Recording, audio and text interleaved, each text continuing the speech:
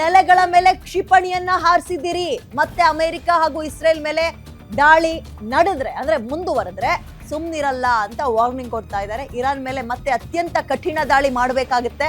ಆ ದಾಳಿ ಹಿಂದೆಂದಿಗಿಂತಲೂ ಕೂಡ ಅನುಭವಿಸದಷ್ಟು ಕಠಿಣವಾಗಿರುತ್ತೆ ಅನ್ನುವ ಎಚ್ಚರಿಕೆಯನ್ನ ಟ್ರಂಪ್ ಕೊಡ್ತಾ ಇದ್ದು, ನಾವು ಹಿಂದೆಂದೂ ನೋಡಿರದ ಬಲದಿಂದ ಇರಾನ್ ಹೊಡಿತಾ ಇದೀವಿ ಅಂತ ಇರಾನ್ಗೆ ಖಡಕ್ ಎಚ್ಚರಿಕೆನ ಡೊನಾಲ್ಡ್ ಟ್ರಂಪ್ ಕೊಟ್ಟಿದ್ದಾರೆ. ಒಂದು ಚೂರು ಕೂಡ ಪಾಸ್ ತಗೊಳ್ದೆ ಖಮೇನಿ ಈಸ್ ನೋ ಮೋರ್ ಅಂತ ಬಹಳ ಗಟ್ಟಿ ಧ್ವನಿಯಲ್ಲಿ ಹೇಳಿದ್ದೆ ಇಸ್ರೇಲ್ ಅಧ್ಯಕ್ಷರಿಗಿಂತಲೂ ಕೂಡ ಡೊನಾಲ್ಡ್ ಟ್ರಂಪ್. ಅದರ ನಡುವೆ ಇನ್ನು ಮುಂದಕ್ಕೂ ನೀವು ಹಿಂಗೆ ಆಡಿದ್ರೆ ಹಿಂದೆಂದೂ ಕೂಡ ನೀವು ಭಾವಿಸಿಯೇ ಇರಲ್ಲ, ನೋಡಿಯೇ ಇರಲ್ಲ ಅಂತಹ ದಾಳಿಯನ್ನ ನಾವು ನಡೆಸ್ತೀವಿ ಅಂತ ಡೊನಾಲ್ಡ್ ಟ್ರಂಪ್ ಎಚ್ಚರಿಕೆಯನ್ನ ಕೊಟ್ಟಿದ್ದಾರೆ. ಪ್ರಮುಖ ನಾಯಕನನ್ನೇ ಹೊಡೆದುರುಳಿಸಿದ ಮೇಲೆ ಎಲ್ಲವೂ ಕೂಡ ಮುಗಿದು ಹೋಯ್ತು ಅಂತ ಅಂದುಕೊಂಡಿದ್ರೆ ಬಹುಶಃ ಅದು ಸುಳ್ಳು ಅನ್ನುವಂತೆ ಕಾಣಿಸ್ತಾ ಇದೆ. ಇನ್ನು ಮುಂದಕ್ಕೆ ಇರಾನ್ ಯಾವ ರೀತಿಯ ನಡೆಯನ್ನು ಅನುಸರಿಸುತ್ತೆ ಅಂಡ್ ಅಮೆರಿಕ ಇಸ್ರೇಲ್ಗೆ ಯಾವ ರೀತಿಯ ಸಪೋರ್ಟ್ ಅನ್ನ ಕೊಡುತ್ತೆ, ಇರಾನ್ ಅನ್ನ ಧ್ವಂಸ ಮಾಡುವಲ್ಲಿ ಆ ಎರಡೂ ದೇಶಗಳ ಒಂದು ತಾಂತ್ರಿಕ ನಡೆ ಹೇಗಿರುತ್ತೆ ಅನ್ನುವಂಥದ್ದು ಬಹಳ ಕುತೂಹಲ ಮೂಡಿಸ್ತಾ ಇದೆ. ಈಗ ವೆನೆಜುಲಾದಲ್ಲಿ ಅಲ್ಲಿ ಅಧ್ಯಕ್ಷನನ್ನೇ ಕರ್ಕೊಂಡ್ಬಂದು ಕಿಡ್ನಾಪ್ ಮಾಡಿ ಇಟ್ಕೊಂಡಾಗ ಮುಗ್ದೋಯ್ತಲ್ಲ ಎಲ್ಲವೂ, ಇಲ್ಲಿ ಸಾಯಿಸಿಯೇ ಬಿಟ್ರಲ್ಲ ಮುಗೀತು ಅಂತ ಕೇಳ್ತಾ ಇದ್ವಿ. ಬಟ್ ನೋ, ಇನ್ನು ಮುಂದಕ್ಕೆ ಮಾರಿ ಹಬ್ಬ ಇದೆ ಅನ್ನುವಂತಹ ವಾರ್ನಿಂಗ್ ಅನ್ನ ಟ್ರಂಪ್ ಕೊಡ್ತಾ ಇದ್ದಾರೆ.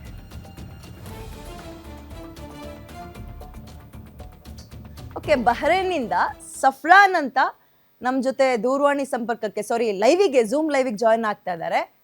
ಸರ್ ನಮಸ್ತೆ, ನನ್ನ ಧ್ವನಿ ನಿಮಗೆ ಕೇಳಿಸ್ತಾ ಇದೆ ಅನ್ಕೊಳ್ತೀನಿ ಸಫ್ರಾನ್ ಅವರು.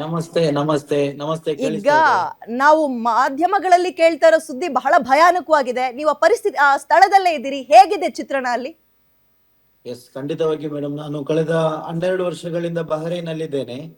ಸೊ ಇದುವರೆಗೂ ಕೂಡ ಒಂದು ಅರಬ್ ರಾಷ್ಟ್ರ ಇಂತ ಒಂದು ಪರಿಸ್ಥಿತಿಯನ್ನ ಇದುವರೆಗೂ ಕೂಡ ಎದುರಿಸಿಲ್ಲ ಅಂತ ಹೇಳ್ಬಹುದು. ಸೊ ನೋಡಿ, ನಾವು ಟಿವಿಯಲ್ಲೆಲ್ಲ ನೋಡ್ತಾ ಇದ್ವಿ ಬೇರೆ ದೇಶಗಳ ಯುದ್ಧ ಅಂತೆ, ಬಿಲ್ಡಿಂಗ್ ಎಲ್ಲ ನಾಶ ಆಗೋದು, ಅದು ಇದು ಅಂತ, ಕ್ಷಿಪಣಿಗಳಂತೆ ಅಂತ. ಸೊ ನಿನ್ನೆ ನಾವು ನಮ್ಮ ಕಣ್ಣ ಮುಂದೆ ನಮ್ಮ ಬಿಲ್ಡಿಂಗ್ ನ ಮೇಲ್ಭಾಗದಿಂದಲೇ ಕ್ಷಿಪಣಿಗಳು, ಬ್ಯಾಲಿಸ್ಟಿಕ್ ಮಿಸೈಲ್ಗಳು ಮತ್ತೆ ಸೂಸೈಡ್ ರಾಕೆಟ್ ಗಳೆಲ್ಲ ಹೋಗುವುದನ್ನೆಲ್ಲ ನಾವು ನೋಡಿದ್ದೇವೆ.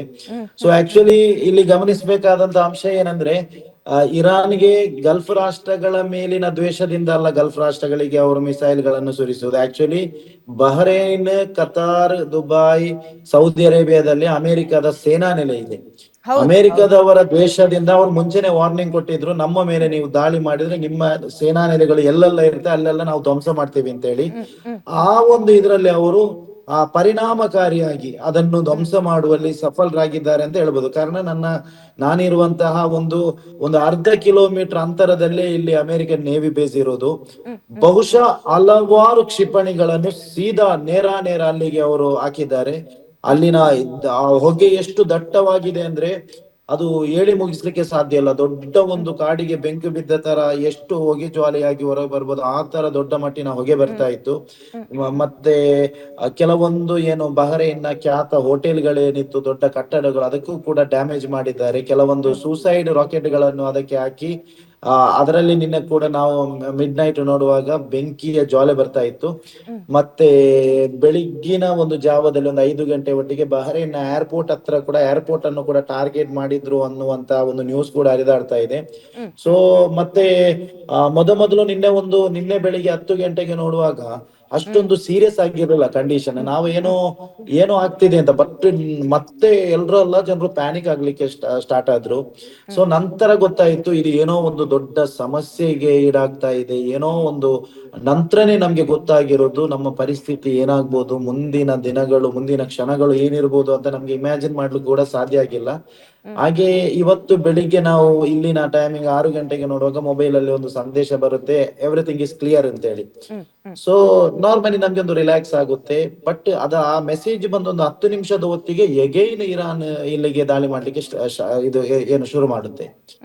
ನಾನು ಎಲ್ಲಿ ತನಕ ಅಂದ್ರೆ ನಮ್ಮ ಈ ಫ್ಲಾಟ್ ಇಂದ ಹೊರಗಡೆ ಹೋಗುವಾಗ್ಲೇ ಆ ಸದ್ದಿನ ಭಯಕ್ಕೆ ನಾವೇ ಆಟೋಮೆಟಿಕ್ ನಮ್ಮ ಬಾಡಿ ಬ್ಯಾಕ್ ಬರ್ತಾ ಇದೆ. ಅಷ್ಟೊಂದು ದೊಡ್ಡ ಮಟ್ಟಿನ ಶಬ್ದ, ಅಷ್ಟೊಂದು ದೊಡ್ಡ ಮಟ್ಟಿನ ಭಯ, ಆತಂಕ ಉಂಟಾಗುತ್ತೆ. ಸೊ ಮತ್ತೆ ಸಾರಿ ಫಾರ್ ದ ಇಂಟರಪ್ಟ್, ನನಗೆ ಇನ್ನೊಂದು ಮಾಹಿತಿ. ಈಗ ನಿರ್ದಿಷ್ಟ ಗುರಿಯನ್ನ ಇಟ್ಕೊಂಡು ಇರಾನ್ ದಾಳಿ ಮಾಡ್ತಾ ಇದೆಯಾ ಏರ್ ಬೇಸ್ ಗಳ ಮೇಲೆ, ಅಥವಾ ಒಂಥರ ಫ್ರಸ್ಟ್ರೇಷನ್ ಸಿಗಾಕೊಂಡು ನಾಗರಿಕ ಪ್ರದೇಶಗಳ ಮೇಲೂ ಕೂಡ ಮಿಸೈಲ್ ಹಾರಿಸೋ ಕೆಲಸ ಮಾಡ್ತಾ ಇದೆಯಾ? ಇಲ್ಲ ಇಲ್ಲ ಇಲ್ಲ ಇಲ್ಲ ಇಲ್ಲ ಆಕ್ಚುಲಿ ಫ್ಯಾಕ್ಟ್ ಏನಂದ್ರೆ ಒಬ್ಬನೇ ಒಬ್ಬ ಪ್ರಜೆಯ ಒಬ್ಬ ಈ ದೇಶವಾಸಿಗಳಾಗಿರ್ಬೋದು ಅನಿವಾಸಿಗಳ ಜೀವಕ್ಕೆ ಹಾನಿ ಆಗ್ಲೇ ಇಲ್ಲ ಏನಾಗಿಲ್ಲ. ಇದುವರೆಗೂ. Okay, good. ಏನು ಆಗಿಲ್ಲ. ಅದು ಮಾತ್ರ ಅಲ್ಲ, ಇರಾನ್ ಮುಂಚೆ ಹೇಳಿತ್ತು, ಯಾವುದೇ ಒಬ್ಬ ವ್ಯಕ್ತಿಯನ್ನು ಯಾರನ್ನೂ ಕೂಡ ನಮ್ಗೆ ಪ್ರಾಣಹಾನಿ ಮಾಡುವಂತ ಇಂಟೆನ್ಷನ್ ನಮ್ಮದಲ್ಲ. ನಾವು ಅಮೆರಿಕದ ಸೇನಾ ನೆಲೆಗಳ ಮೇಲೆ ನಾವು ದಾಳಿ ಮಾಡುದು. ಸೊ ಮತ್ತು ಅಮೆರಿಕದ ಏನು ಅವರ ಆಫೀಸರ್ಸ್ ಇದ್ದಾರೆ, ಅವರನ್ನೆಲ್ಲ ಅವರು ಇರುವ ಕಡೆ ಎಲ್ಲ ನೋಡಿ ಏನಾದ್ರೂ ದಾಳಿ ಮಾಡುವಂತ ಪ್ಲಾನ್ ಮಾಡಿ ಈ 5 ಸ್ಟಾರ್ ಹೋಟೆಲ್ಗೆ ಅವರು ಖಚಿತ ಮಾಹಿತಿಯ ಮೇಲೆ ಆಗಿರ್ಲೂಬಹುದು. ಸೊ ಹಾಗೆ ಮಾಡೋದು. ಯಾವುದೇ ರೀತಿಯಲ್ಲಿ ಹಾನಿಯಾಗಿಲ್ಲ. ನೋಡಿ, ನಾನು ಇರುವಂತಹ ಪ್ರದೇಶ ಬಹರೇನ್ನ ಕ್ಯಾಪಿಟಲ್, ಜನನಿಬಿಡ ಪ್ರದೇಶ, ಐಷಾರಾಮಿ ಕಟ್ಟಡಗಳು. ನಮ್ಮ ಫ್ಲಾಟ್ ಆಗೇನೆ ತುಂಬಾ ಐಷಾರಾಮಿ ಫ್ಲಾಟ್ ಇದು. ಅದರಲ್ಲಿ ನೋಡಿ, ಅವರಿಗೆ ಆ ತರ ಇಂಟೆನ್ಷನ್ ಇದ್ರೆ ಬಹರೇನ್ನ ಮನಾಮದಲ್ಲೇ ಇಲ್ಲಿನ ಟ್ವಿನ್ ಟವರ್, ಬಹರೇನ್ ಹಾರ್ಬರ್ ಎಲ್ಲ ಇರೋದು. ಏನು ಆಗಿಲ್ಲ ಅದಕ್ಕೆ. ಒಂದೇ ಕಡೆ ಇದೆ. ಇವನ್ ಅವರಿಗೆ ನೋಡಿ, ಅವ್ರು ಎಷ್ಟು ಇವನ್ ನನ್ಗೆ ತುಂಬಾನೇ ಅಚ್ಚರಿ ಆಗಿದೆ, ಎಷ್ಟು ಅವರು ಶಾರ್ಪ್, ಎಷ್ಟು ಟೆಕ್ನಾಲಜಿ ಅವರಲ್ಲಿ ಇದೆ ಅಂದ್ರೆ. ಅಷ್ಟೊಂದು ಲಾಂಗ್, ನಮ್ಗೆ ಏನು ಹತ್ತಿರದ ದೇಶ ಅಲ್ಲ ಇರಾನ್. ತುಂಬಾ ಒಂದು 2,000-2,500 ಕಿಲೋಮೀಟರ್ ಆಚೆ ಇರುವ, ಆದ್ರೂ ಕೂಡ ಎಕ್ಸಾಕ್ಟ್ಲಿ ಅದೇ ಜಾಗಕ್ಕೆ ಅವರು ಕ್ಷಿಪಣಿಗಳನ್ನ ಹಾರಿಸ್ತಾ ಇದ್ದಾರೆ. ಏನು ಅಮೆರಿಕದ ವಾಯುನೆಲೆ ಇರುವಂತ, ಅಮೆರಿಕದ ಏರ್ ಬೇಸ್ ಇರುವಂತಹ ಪ್ರದೇಶಕ್ಕೆ. ಸೊ ಮತ್ತೆ ಕೆಲವೊಂದು ಹೋಟೆಲ್ಸ್ ಇತ್ತು ಇಲ್ಲಿ, ಇರಾವ್ಯೂ ಅಂತ ಹೇಳಿ ಒಂದು ದೊಡ್ಡ ಐಷಾರಾಮಿ ಹೋಟೆಲ್, ಅಲ್ಲಿ ಅದಕ್ಕೆ ಕೂಡ ಆಗಿನೇ ಅದು ಒಂದು ಮನಾಮದಲ್ಲಿದ್ರೆ ಇನ್ನೊಂದು ಎಕ್ಸಿಬಿಷನ್ ಇದೆ, ಏನು ಈ ಕಡೆ ಒಂದಿತ್ತು. ಸೊ ಸೀಫ್ ಅಲ್ಲಿ ಆ 2 ಹೋಟೆಲ್ಗೂ ಕೂಡ ಏಕಕಾಲಕ್ಕೆ ಅವರು ದಾಳಿ ಮಾಡಿದ್ದಾರೆ. ಈಗ ಗಲ್ಫ್ ಕಂಟ್ರಿಗಳ ಡಿಸಿಷನ್ ಏನಾಗಿದೆ ಇರಾನ್ ನ ಈ ಅಟ್ಯಾಕ್ ನಿಂದ? ಯಾಕೆ ಹೇಳ್ತಾ ಇದ್ದೀನಿ ಅಂದ್ರೆ, ನನ್ಗೆ ಆರಂಭದಲ್ಲಿ ಚರ್ಚೆ ಮಾಡ್ಬೇಕಾದ್ರೆ ಕೆಲವ್ರು ಹೇಳ್ತಾ ಇದ್ರು, ಇರಾನ್ ಈ ಗಲ್ಫ್ ಕಂಟ್ರಿಗಳ ಮೇಲೆ ಅಟ್ಯಾಕ್ ಮಾಡೋದ್ರಿಂದ ಗಲ್ಫ್ ಕಂಟ್ರಿಗಳು ಅಮೆರಿಕದ ಮೇಲೆ ಫೋರ್ಸ್ ಒತ್ತಡ ಹೇರುತ್ತವೆ, ಸ್ವಲ್ಪ ಸಮಾಧಾನ ಮಾಡ್ಕೊಳ್ಳಿ, ಸ್ವಲ್ಪ ನಮ್ಮನ್ನು ಉಳಿಸ್ಕೊಳಕ್ ಪ್ರಯತ್ನ ಮಾಡಿಸ್ಕೊಡಿ ಅಂತ ಕೇಳ್ತವೆ, ಅದರಿಂದ ಇರಾನ್ ಸೇಫ್ ಆಗ್ಬೋದು ಅನ್ನೋ ಇರಾನ್ ಇಂಟೆನ್ಷನ್ ಅಂತ ಕೇಳ್ಪಡ್ತಾ ಇದ್ವಿ. Is that true? ಆ ರೀತಿಯಾಗಿದ್ಯಾ? ನೀವು ಒಬ್ಬ ನಾಗರಿಕರಿಗಾಗಿ, ಅಂದ್ರೆ ನಾಗರಿಕನಿಗಿಂತ ಹೆಚ್ಚಾಗಿ ಸೊ ಯುದ್ಧದ ಬಗ್ಗೆ ಬಹಳ ಅದ್ಭುತವಾಗಿ ಡೀಟೇಲ್ಸ್ ಕೊಡ್ತಾ ಇದ್ರಿ, ಹಾಗಾಗಿ ಪ್ರಶ್ನೆ ಕೇಳ್ದೆ ನಾನು ನಿಮ್ಮ ಹತ್ರ. ಇಲ್ಲ, ಆಕ್ಚುಲಿ ಇಲ್ಲಿ ಫ್ಯಾಕ್ಟ್ ಏನಂದ್ರೆ, ಇರಾನ್ ಈ ಅರಬ್ ದೇಶಗಳಿಗೆ ಮುಂಚೆ ವಾರ್ನಿಂಗ್ ಕೊಟ್ಟಿತ್ತು, ನಿಮ್ಮ ದೇಶದಲ್ಲಿರುವಂತಹ ಸೇನಾ ನೆಲೆಗಳನ್ನು ಬಳಸಿ ನಮ್ಮ ಮೇಲೆ ಅಟ್ಯಾಕ್ ಮಾಡ್ಲಿಕ್ಕೆ ಬಿಡಬಾರ್ದು ಅಮೆರಿಕವನ್ನು ಅಂತ ಹೇಳಿ. ಸೊ ಅದು ಇರಾನ್ಗೆ ನಿನ್ನೆ ಬೆಳಿಗ್ಗೆ ದಾಳಿ ಮಾಡಿರೋದು ಅರಬ್ ದೇಶದ ಸೇನಾ ನೆಲೆಗಳಿಂದ ಅಂತ ಒಂದು ಏನು ಅನುಮಾನವೋ ಖಚಿತ ಮಾಹಿತಿಯೋ ಇರಲೂಬಹುದು. ಅವರು ಅದಕ್ಕೆ ಏನ್ ಮಾಡಿದ್ದಾರೆ, ಅದು ಅಲ್ಲದಿದ್ರು ಕೂಡ ಮುಂಚೆ ಅಮೆರಿಕಾಗೆ ಅವರು ಏನು ಎಚ್ಚರಿಕೆಯನ್ನು ಕೊಟ್ಟಿದ್ರು, ನಾವು ಫಸ್ಟ್ ದಾಳಿ ಮಾಡುವುದು ಗಲ್ಫ್ ರಾಷ್ಟ್ರದಲ್ಲಿರುವಂತಹ ಸೇನಾ ನೆಲೆಗಳ ಮೇಲೆ ಅಂತ. ಅದರಲ್ಲೊಂದು ಇಂಟ್ರೆಸ್ಟಿಂಗ್ ಕುತೂಹಲಕಾರಿ ಇದೆ. ಯಾಕೆಂದ್ರೆ ಈ ಅಮೆರಿಕದ ಸೇನಾ ನೆಲೆಗಳು ಅಮೆರಿಕದಿಂದ ಕೂತು ಬೇರೆ ರಾಷ್ಟ್ರಗಳಿಗೆ ಅಟ್ಯಾಕ್ ಮಾಡ್ಲಿಕ್ಕೆ ಆಗುದಿಲ್ಲ ಅಷ್ಟು ಈಸಿಯಲ್ಲಿ. ಅವರು ಗಲ್ಫ್ ಕಂಟ್ರಿಯಲ್ಲಿ ಅವರ ಸೇನಾ ನೆಲೆಗಳನ್ನು, ಅಲ್ಲಿ ಇದು ಶಸ್ತ್ರಾಸ್ತ್ರಗಳನ್ನು, ಅಲ್ಲಿ ಇದನ್ನು ಏನು ಶಿಪ್ ಅನ್ನೆಲ್ಲ ರೆಡಿ ಮಾಡಿ, ಏನೆಲ್ಲ ಇದು ರೆಡಿ ಮಾಡ್ಲಿಕ್ಕಿದೆ ಕಡಲಿನಿಂದ ಹೋಗಿ ಅವರು ಇದು ಮಾಡುದು. ಅದಕ್ಕೆ ಈ ಏನು ಬೇಸ್ಗಳು, ಅದಕ್ಕೆ ಇದು ಏನು ಅವರಿಗೆ ಈಸಿ ಆಗುತ್ತೆ ಅಮೆರಿಕಗೆ ಟಾರ್ಗೆಟ್ ಮಾಡ್ಲಿಕ್ಕೆ. ಇವಾಗ ಇದನ್ನೆಲ್ಲ ಇವರು ಉಡಿ ಮಾಡಿದ್ರೆ ಅಮೆರಿಕ ಒಂದು ಮ್ಯಾಕ್ಸಿಮಮ್ ಪೆಟ್ಟು ತಿಂದ ಹಾಗೇನಾಯ್ತು. ಇವರ ಬೇಸ್ಗಳನ್ನೆಲ್ಲ ಉಡಿ ಮಾಡಿದ್ರೆ ಯುದ್ಧಕ್ಕೆ ಅವರು ತಯಾರಾಗುವಂತಹ ಜಾಗ, ತರಬೇತಿ ಪಡೆಯುವಂತಹ ಜಾಗ, ಶಿಪ್ಗಳಿರುವಂತಹ ಜಾಗವನ್ನು ಒಡೆದುರುಳಿಸಿದ್ರೆ ಅಮೆರಿಕ ಒಂದು ರೀತಿಯಲ್ಲಿ ಇರಾನ್ ಅನ್ನು ಮುಟ್ಟಿ ಕೈ ಸುಟ್ಟುಕೊಂಡಿದೆ ಅಂತಲೂ ಕೂಡ ನಾನು ಇಂಟರ್ನ್ಯಾಷನಲ್ ನ್ಯೂಸ್ ಎಲ್ಲ ನೋಡಿದೆ. ಅದರಲ್ಲಿ ಯಾವುದೇ ಕೂಡ ಸಂಶಯ ಇಲ್ಲ. ಕಾರಣ ನೀವು ನೋಡಿ, ಅಷ್ಟೊಂದು ಪವರ್ಫುಲ್ ಕಂಟ್ರಿಗೆ ಅಮೆರಿಕ ನಡೆದದ್ದೇ ದಾರಿ, ಅಮೆರಿಕ ಹೇಳಿದ್ದೇ ಮಾತು ಅಂತ ಒಂದು ಅಹಂಕಾರದಲ್ಲಿದ್ದಂತಹ ಒಂದು ಕಂಟ್ರಿಗೆ ಒಂದು ಏನು ಮುಟ್ಟಿ ನೋಡುವಂತಹ ಒಂದು ಪ್ರತಿಕ್ರಿಯೆ ಕೊಟ್ಟಿರುವುದು ಇರಾನ್ ಅಂದ್ರೂ ತಪ್ಪಲ್ಲ. ಇದರಿಂದ ನಮ್ಮ ಭಾರತೀಯರು ಕೂಡ, ನಮ್ಮ ಇಂಡಿಯಾ ಕೂಡ ದೊಡ್ಡ ಪಾಠ ಕಲಿಯೋಕಿದೆ. ಏನ್ ಗೊತ್ತಾ, ನಮ್ಮ ದೇಶಕ್ಕೂ ಕೂಡ ಇರಾನ್ಗೆ ಬಂದಂತಹ ಪರಿಸ್ಥಿತಿ ಮುಂದೊಂದು ದಿನ ಬರ್ಲೂಬಹುದು. ಕಾರಣ ನೋಡಿ, ಈ ಅಮೆರಿಕ ಅನ್ನುವಂತಹ ಕುತಂತ್ರಿ ಯಾರನ್ನು ಕೂಡ ಬಿಟ್ಟಿಲ್ಲ. ವೆನಿಜುವೆಲಾ ಅನ್ನುವಂತ ಅಧ್ಯಕ್ಷನನ್ನು ಯಾಕೆ ಕರ್ಕೊಂಡು ಬಂದು ಕಿಡ್ನಾಪ್ ಮಾಡಿಡ್ಬೇಕು? ಏನ್ ಮಾಡಿದ್ದಾರೆ ಅವ್ರು? ಏನ್ ತಪ್ಪು ಮಾಡಿದ್ದಾರೆ? ಇಂಟರ್ನ್ಯಾಷನಲ್ ಲೆವೆಲ್ ವೆನಿಜುವೆಲಾ ಅನ್ನೋದು ಒಂದು ಸಂಪದ್ಭರಿತ ದೇಶ, ಸಣ್ಣ ದೇಶ. ಏನು ತಪ್ಪು ಮಾಡಿದ್ದಾರೆ ಅವರು? ಏನ್ ತಪ್ಪು ಮಾಡಿದ್ದಾರೆ? ಅಲ್ಲಿ ಆಸ್ತಿ ಇದೆ, ಅದನ್ನು ಅವರು ವಶಪಡಿಸಿಕೊಳ್ಬೇಕು ಅನ್ನುವಂತಹ ಒಂದೇ ಒಂದು ಕೆಟ್ಟ ಉದ್ದೇಶಕ್ಕಾಗಿ ಅಮೆರಿಕ ಆ ತರ ಮಾಡಿದೆ. ನಮ್ಮ ಭಾರತದಲ್ಲೂ ಕೂಡ ಹಾಗೇನೆ ನಾವು ಒಂಥರ ಗುಲಾಮಗಿರಿ ಪರಿಸ್ಥಿತಿ, ಅವನು ಟ್ರಂಪ್ ಹೇಳಿದ್ದನ್ನೆಲ್ಲ ಕೇಳಿ ಈ ತರ ಮಾಡ್ತಾ ಹೋದ್ರೆ ಮುಂದೊಂದು ದಿನ ನಮ್ಮ ಸುಂದರವಾಗಿರುವಂತಹ ದೇಶ ತಗ್ಗಿ ಬಗ್ಗೆ ನಡಬೇಕಾದಂತಹ ಪರಿಸ್ಥಿತಿ ಬರ್ಬೋದು. ನಮ್ಮದು ಪ್ರಪಂಚದಲ್ಲೇ ನಾನು ನಿಜ ಹೇಳ್ತೀನಿ, ನಾನು ತುಂಬಾ ಕಂಟ್ರಿ ಟ್ರಾವೆಲ್ ಮಾಡಿದವ. ನಮ್ಮ ದೇಶದಂತಹ ಸ್ವರ್ಗ ಎಲ್ಲೂ ಇಲ್ಲ, ಅದರಲ್ಲಿ ಒಂದು ಡೌಟೇ ಇಲ್ಲ. ಇನ್ನೊಂದ್ಸಲ ಏನು ಗಟ್ಟಿಯಾಗಿ ಗಗನ ಹೇಳ್ಬಿಡಿ ಅದನ್ನ, ಇನ್ನೊಂದ್ಸಲ ನೋಡಿ, ಗಟ್ಟಿಯಾಗಿ ಹೇಳ್ಬೋದು ನೀವು ಅದನ್ನ. ನಾನು ಲಾಟ್ಸ್ ಆಫ್ ಕಂಟ್ರಿ ಟ್ರಾವೆಲ್ ಮಾಡಿದ್ದೇನೆ. ಎಲ್ಲಿ ತನಕ ಅಂದ್ರೆ ನನ್ನ ಕ್ರೇಜ್ 13,000 ಫೀಟ್ ಹೈಟ್ ಇಂದ ನಾನು ವಿಮಾನದಿಂದ ಜಂಪ್ ಮಾಡಿದವ ದುಬೈನಲ್ಲಿ, ಸ್ಕೈ ಡೈವ್ ಅಲ್ಲಿ.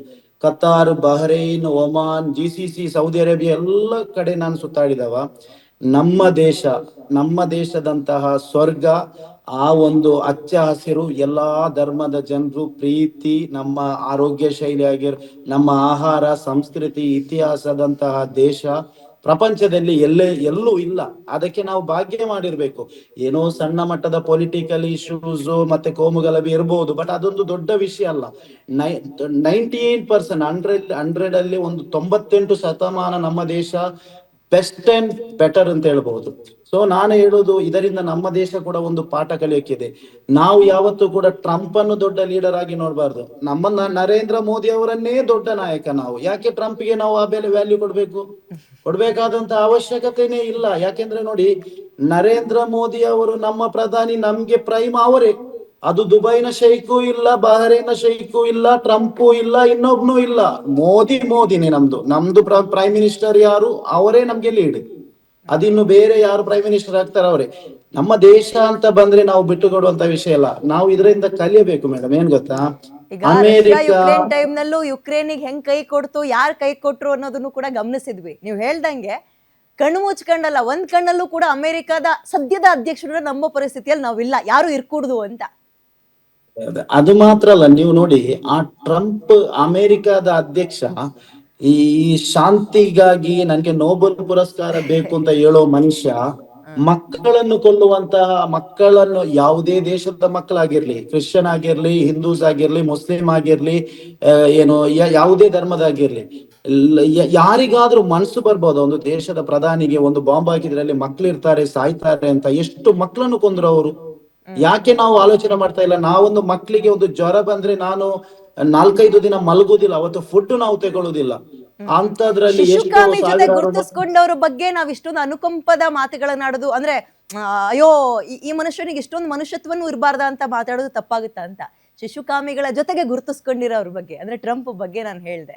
ಓಕೆ, ಈಗ ಇರಾನ್ನ ಪ್ರಮುಖ ಅಧ್ಯಕ್ಷ ಹೋದ ನಂತರ ವಾಟ್ ನೆಕ್ಸ್ಟ್ ಅನ್ನೋ ಪ್ರಶ್ನೆ ಬರುತ್ತೆ. ಇರಾನ್ ತನ್ನ ಮುಂದಿನ ಹೆಜ್ಜೆಯನ್ನ ಎಷ್ಟು ಪ್ರಖರವಾಗಿಡುತ್ತೆ ಅಥವಾ ಸೈಲೆಂಟ್ ಆಗ್ಬಿಡುತ್ತೆ ಅನ್ನೋ ಪ್ರಶ್ನೆಯೂ ಸದ್ಯ ಜಾಗತಿಕ ಮಟ್ಟದಲ್ಲಿ ಹುಟ್ಟುತ್ತಾ ಇದೆ. ನಿಮ್ಮ ಅನಿಸಿಕೆ ಇದರಲ್ಲಿ? ಆಕ್ಚುಲಿ ಏನ್ ಗೊತ್ತಾ ಮೇಡಮ್, ನೋಡಿ, ಇವಾಗ ಇರಾನ್ ನ ಅಧ್ಯಕ್ಷರು ಹೋದ್ರೆ ಅದಕ್ಕಿಂತಲೂ ಪವರ್ಫುಲ್ ಇನ್ನೊಬ್ರು ಬರ್ತಾರೆ. ಇಲ್ಲಿ ಆಕ್ಚುಲಿ ಚೇಂಜ್ ಆಗಿ ಇರ್ಬೇಕಾಗಿರೋ ಏನ್ ಗೊತ್ತಾ, ಮನುಷ್ಯ, ಫಸ್ಟ್ ಆಫ್ ಆಲ್ ಮನುಷ್ಯ ಮಾನವೀಯತೆಯಿಂದ ಮನುಷ್ಯ ಬದುಕ್ಲಿಕ್ಕೆ ನೋಡಿ, ನನ್ಗೆ ಏನು 500,000 ವರ್ಷ ಬದುಕ್ಲಿಕ್ಕೆ ಇಲ್ಲ ಭೂಮಿ ಮೇಲೆ.